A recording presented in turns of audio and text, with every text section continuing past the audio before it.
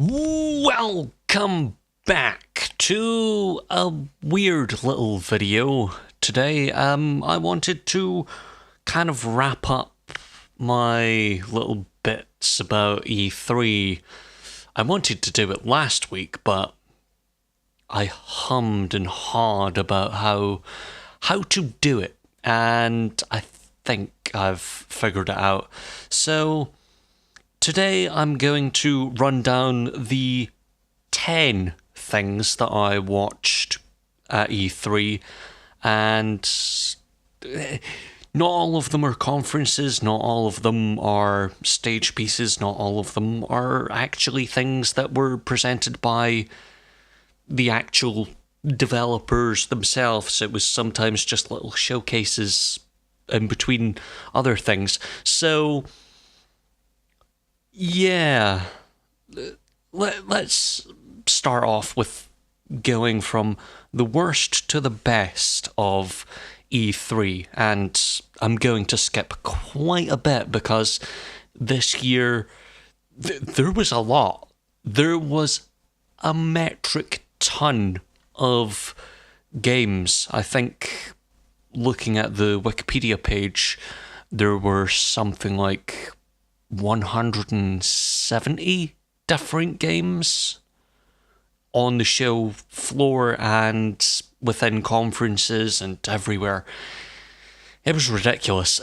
So, let's start off with EA, much like the weekend started off with.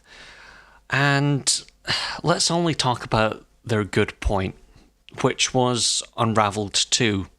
Hey, it's a game that no one cared about, as far as I know.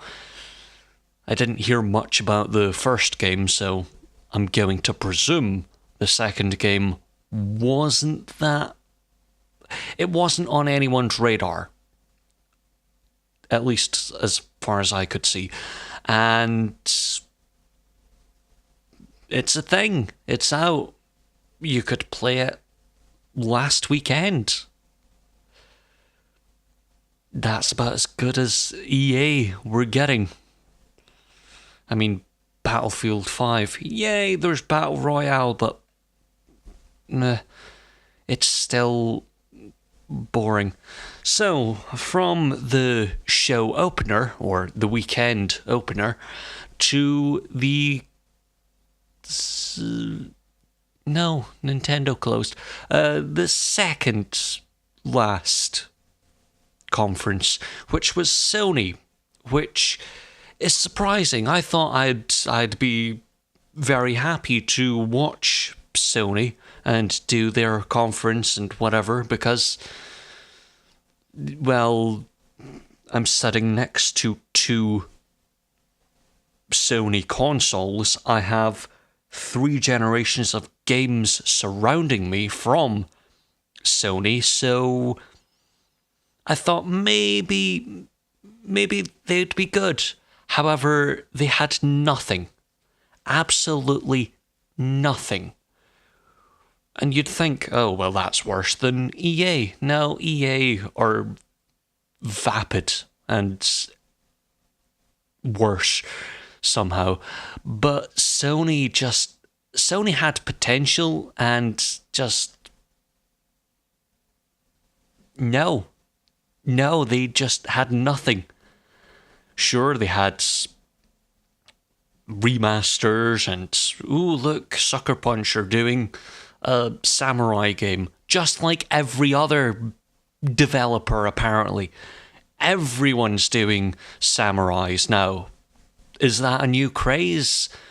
Is that the craze after Battle Royale? Who knows?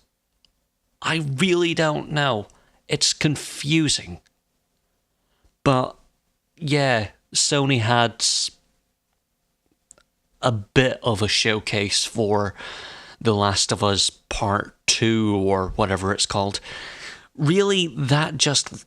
I don't know what to say other than that just isn't what The Last of Us was to me.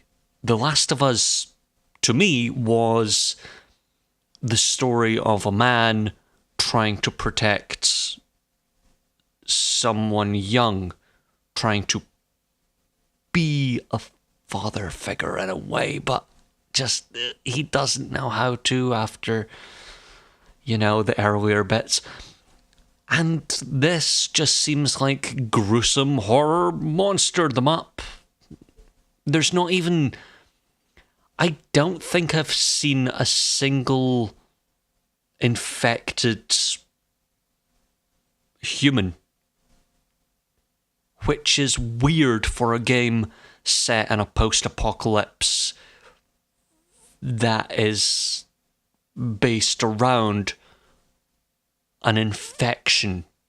So, with all the murder of humans and all of that, I just don't understand what the game is going to be. It could be good. I doubt it. I really, really doubt it at this point. But yeah, it was a thing. And speaking of disappointments, Bethesda, Jesus Christ. Fallout 76 could, just could have been something I would have cared about. And I understand, they chase the money, I had someone argue, they're chasing the money, they're going for online, they're going for that. Remember when games were fun? Remember when games were good for being games? Yeah, well, Bethesda apparently don't. It was very odd. I don't understand why every single game, every single thing must have some online feature. Sure, make some games online focused. That makes sense. Games that make sense for that, yes. But Fallout does not seem like the game that should focus around online multiplayer. If anything, it should maybe have a tacked on bit to the side of it that allows you to invite friends in, but that's it. I really don't understand why any of that needs to be a thing. Hell, I even thought 7 months ago, hey, what would Fallout 4 look like with a bit of multiplayer? And almost instantaneously, I decided, yeah, that's a bad idea. Just, no, there's horrible human beings that just are awful. Playing with random people online is just a fucking nightmare. So yeah, the only good thing to come out of Bethesda's stream was Doom. Doom Eternal, a sequel to Doom, the 2016 edition, which I've yet to complete, really, so maybe I should get on that. Then, only because I really don't like what they're doing, Devolver Digital takes 7th place. They just... No.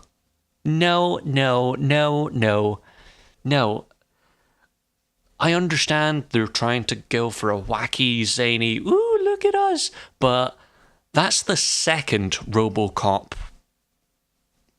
remake, I guess, this decade. And also, what the fuck are they doing?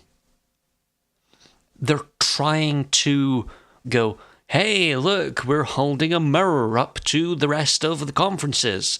Meanwhile, they are an overproduced stage show with mad antics that just...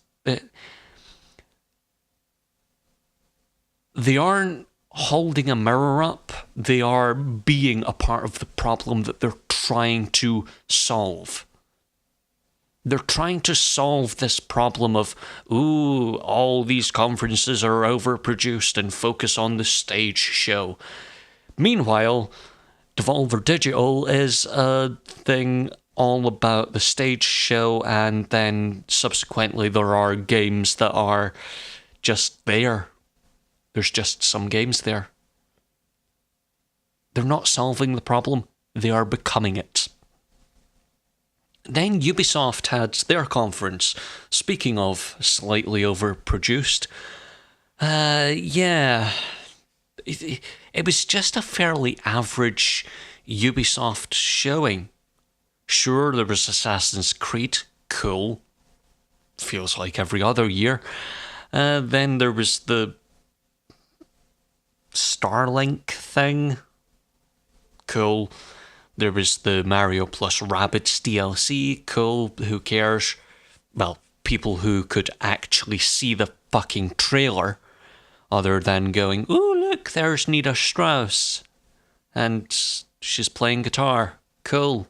That's the second time this year I've seen her do that. Still have no care in the world. I want to see games, not a stage show. So that's what 5th place did. It just showed games. It was a 30, 40 minute, possibly, conference saying, hey, games, cool. We'll show you games. And Square Enix are pretty damn good at that. They didn't go, oh, look, we're going to do a wacky, zany, oh, look, it's a big show and we've got games. No, they just went, okay, here's some footage of the adventures of Captain Spirit, which looks fantastic and is free, so basically everyone should play it. As well as Just Cause 4, which just give me balloons. I was actually playing Just Cause 3 the other day and thought, you know what would make this better? Balloons. I know. And just other little JRPGs, one of which I was like, ooh, that looks pretty. Oh yeah, and there's a weird game that they showed off called The Quiet Man. Well, they didn't show off the game. They showed off real footage, then panned into CGI, which was fantastic. I just love that little transition that was... It was a good transition for weirdos like me who look at movies and go, ooh, pretty, and look at games and go, ooh, pretty. That was really good. That was really, really good. Then there was also the Double Fine show, which takes 4th place of all things. It wasn't really a show, it was a bit of a stream exclusive, hey, here's a thing, and yeah, Double Fine are making games. And yeah, there's a game called Knights and Bikes, which just looks cute. Looks really, really cute, and I like the look of it. It's very nice. That's all I can say. Double Fine are making good, interesting games. Well, I don't know if they're good, but yeah, fun little things. Well, I don't know if they're... You know what? Let's not talk about it. Then, surprisingly, Nintendo. Now, I'm not a Nintendo fan. I don't own a Switch. I don't care. But they had the 3rd best show, I guess. For me, they had the 3rd best show because I know people who do own a Switch, and I know that I can talk about games with them now because they have Dark Souls coming, they have Hollow Knight, they have Fortnite for some fucking reason. Apparently that needs to be on everything. There's a whole slew of games And that's what Nintendo basically did. Nintendo just said the morning after, Sony, hey, Sony, look, this is how to do a good conference. Sure, it was just a video conference, but they basically said, games. Here's a shit ton of games. And then revealed everything about Super Smash Brothers, which, cool if you're a fan, great. However, the last time I played Smash Brothers was back on a GameCube. That was a long while ago. Then there was the PC Gamer Show, which I'm really surprised that took second place. I mean, when I started watching E3 3 years ago, PC Gamer just started and it was not a good show. That was the most monotonous pile of trash that I had basically ever watched. It was not a good show. And then last year I kind of skipped it because I thought, not gonna go through that again.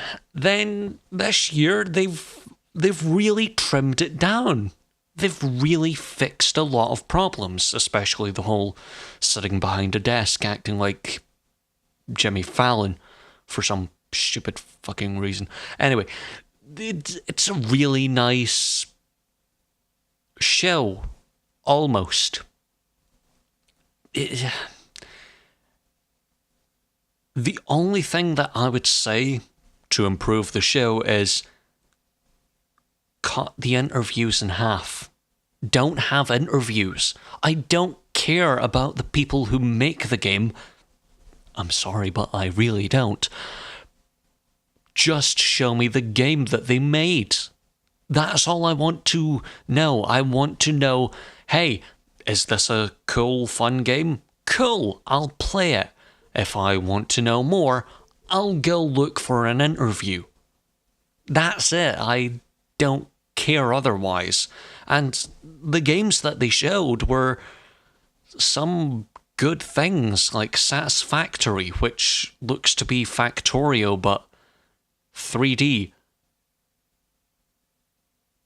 And first person, which sounds like it's crushing up cocaine and going, yes! And that's my kind of thing. Kind of. Apart from the cocaine, just the games that feel like, yeah, I'm gonna find a lot of enjoyment in this. Yeah, it's very odd. Then there was 2 games in there. One of them's called Neocab, and then I can't remember the other one. But they're both taxi games and detective-based and very odd, and I like it. I like what it's going for. It's very different, I guess. As well as showings from games that are somewhat already out but have DLC coming, like Killing Floor 2, which I've played a little bit of, and I'm trying to figure out a time to go, hey, here's a review, but really I'm swamped between God of War and everything else. So that was a good show, but what really cemented itself as the best show of the whole week was Microsoft. I know some Sony fans are going, wash your mouth out with soap, you bastard. I can't help it. They had everything. Literally everything. Microsoft just threw money around as if it was nothing and had a good show because of it. There was Todd Howard not being a prick until later on that night.